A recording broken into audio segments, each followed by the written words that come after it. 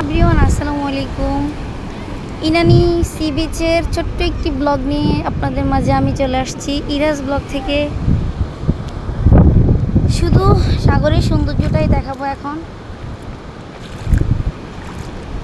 দেখুন, এখানে আমি আর কোনো কথা বলবো না, বকবক করবো না। আসার সময় বলছিলাম এখানে ভিজবো না, কিন্তু এর লোভ সামলানো বড় দায়। এখানে এসে ভিজবো না, সেটা কি আদৌ পসিবল নাকি? এটা নিয়ে নাও, আমরা এখান থেকে পানি নিব। ওটা নিয়ে যাচ্ছে তো।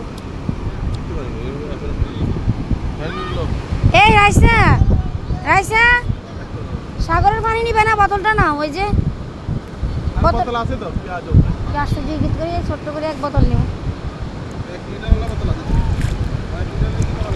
সাগর কন্যা রাইসা জিনুক তুলছে। মা ওখানে যাইও না। সাগর কন্যা রাইসা জিনুক তুলছে। জিনুক, জিনুক পাইছ?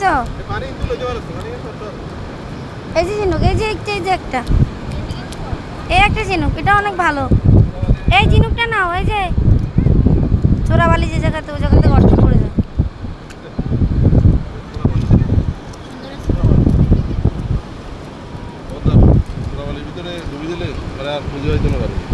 তাই এটা আমরা বুঝবো কি করে?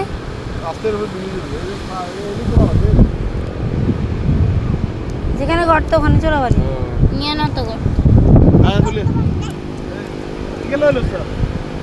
বোতলটা নাও। এবার কয়েকটা ছবি নিয়ে বাস আমরা নেমে যাবো, ঠিক আছে?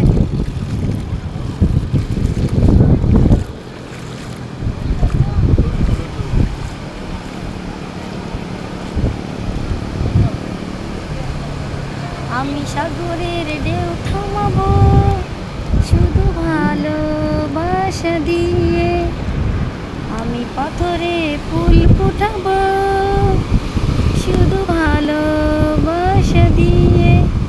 এখন গানটা খুব মনে পড়ছে, বাংলা সিনেমার গান, জনপ্রিয় গান। সাগরের ঢেউ দেখে, পাথর দেখে গানটা মনে পড়ে গেছে।